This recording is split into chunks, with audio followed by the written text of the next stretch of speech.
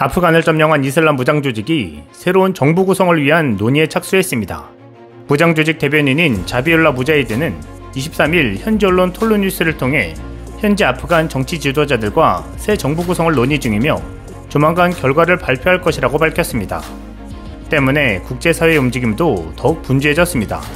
올해 G7 의장국인 영국의 보리스 존슨 총리는 전날 트위터에 글을 올려 24일 G7 긴급 정상회의를 소집한다고 밝혔습니다. 영국은 이번 회의에서 무장 조직에 대한 경제 제재와 지원 중단 검토를 제안할 방침이라고 로이터 통신은 보도했습니다. 이달 말로 예정된 미군의 철수 시한을 연장하는 방안도 의제에 오를 것으로 보입니다. 이런 가운데 중국은 벌써부터 이권 차리기에 들어간 모양새입니다.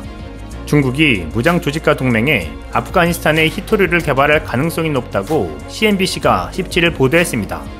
미국 자산운용사 얼라이언스 번스타인의 신흥시장 매니저 샤마엘라 칸은 무장 조직이 아프가니스탄을 장악한 것은 현지의 히토류 자원을 확보한 것을 의미해 세계 시장에 매우 위험한 일이다라고 진단했습니다.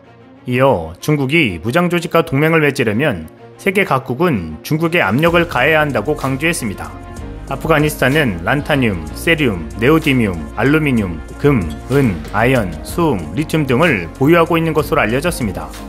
워싱턴 DC에 있는 아프가니스탄 대사관 전직 외교관인 아흐마드 샤 가타 와자이에 따르면 지난해 아프가니스탄이 보유한 히토류 가치는 1조에서 3조 달러, 약 1183조 원에서 3549조 원이라고 밝혔습니다. 미국 정치 전문 매체 더힐도 올해 초 아프가니스탄의 히토류 가치가 3조 달러에 달한다고 예측했습니다.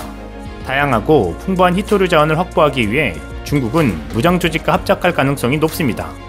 중국 외교부 대변인 화춘잉은 무장 조직이 아프가니스탄을 장악한 뒤 베이징 정부는 아프가니스탄과 협력할 준비가 되어 있다고 발표했습니다. 화춘잉 대변인은 중국 측은 아프가니스탄 주권과 각 파벌의 의견을 존중하는 바탕에서 무장 조직과의 소통을 유지해 아프가니스탄의 정치 문제 해결에 힘을 보탤 것이며 아프가니스탄의 재건과 평화를 위해 노력할 것이라고 말했습니다.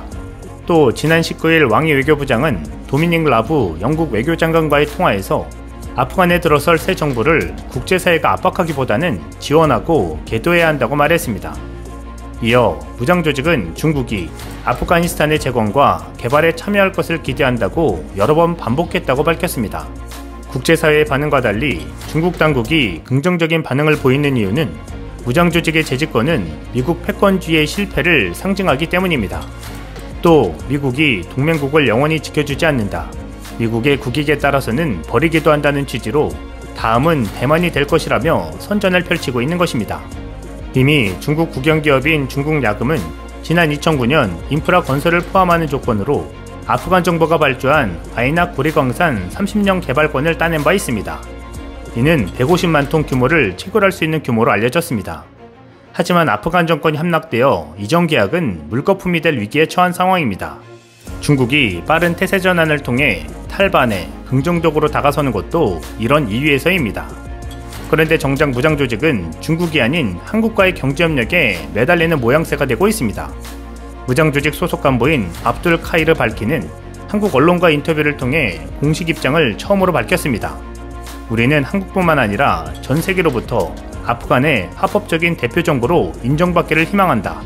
아프간 국민은 오랜 계속된 싸움과 큰 희생 후에 외국 지배에서 벗어나 자기 결정권을 갖게 됐다. 한국 정부가 아프간의 미래 정부와 돈독한 관계를 맺기 바란다고 말했습니다. 특히 그는 한국과의 경제 교류에 큰 관심을 보였습니다.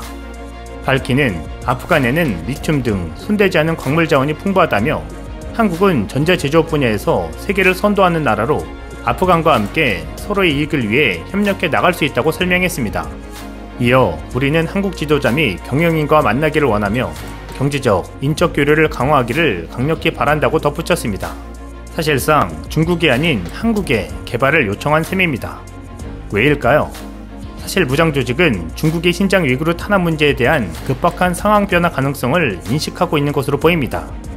특히 신장 위구르는 분리 독립 움직임이 큰 곳입니다.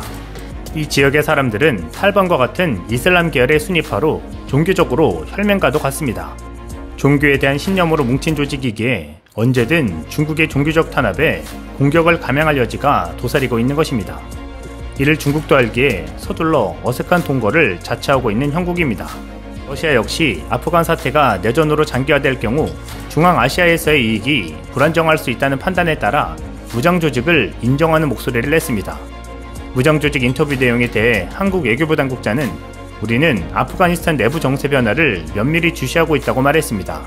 최영삼 외교부 대변인도 지난 17일 정부는 인권을 존중하고 보편적 국제규범을 준수하는 국가와는 항상 협력한다는 원칙을 견지해왔다고 말했습니다. 이는 이슬람 무장조직의 공식 정부 수립과 새 정부 운영 방침 등을 살펴보고 국제사회의 동행을 지켜본 뒤 결정하겠다는 의미로 풀이됩니다. 현재 중국은 히토류 시장을 주도하고 있으며 전 세계 35%의 히토류를 보유하고 있습니다. 중국이 지난 2018년에 생산한 히토류는 12만 톤으로 전 세계 채굴량의 70%를 차지했습니다. 미국이 2018년에 채굴한 히토류는 1만 5천 톤에 불과했습니다. 또 미국이 보유하는 히토류는 140만 메트릭 톤이지만 중국은 4,400만 메트릭 톤을 보유하고 있습니다. 대량의 히토류 자원을 보유한 중국은 2019년 미국과의 무역전쟁에서 미국에 히토류 수출한 것을 통제해야 한다고 강조한 바 있습니다. 히토류는 하이테크 기계설비, 자동차, 국방 등 분야에 사용하고 있기 때문에 중국이 수출 금지령을 내리면 전 세계가 큰 피해를 입을 것으로 많은 애널리스트와 기업가들이 우려하고 있습니다. 미국의 큰 그림이 여기까지 미쳤을지 의문이지만 무장조직이 생각보다 훨씬 빠르게 아프간 전역을 점령한 것도 그렇고 점령 과정에서 무차별적인 교전이 있지 않았던 것도 생각해볼 일입니다. 무장조직이 정권을 정식 이양하기도 전에 한국에 경제협력을 요청하는 것도 의아한 부분입니다.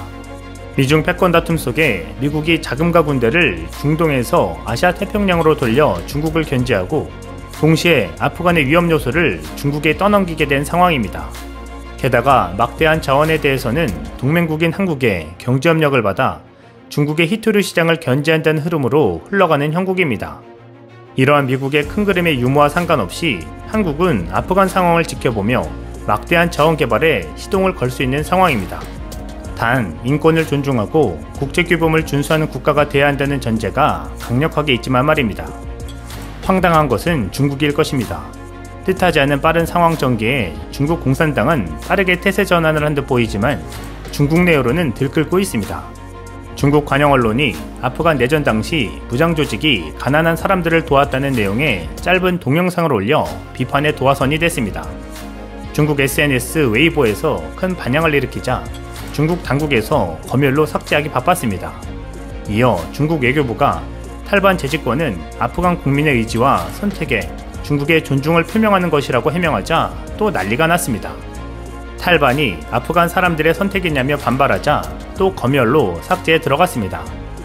아프간 사태로 중국이 대혼란에 빠지고 있는 것은 분명해 보입니다. 이상 슌TV였습니다.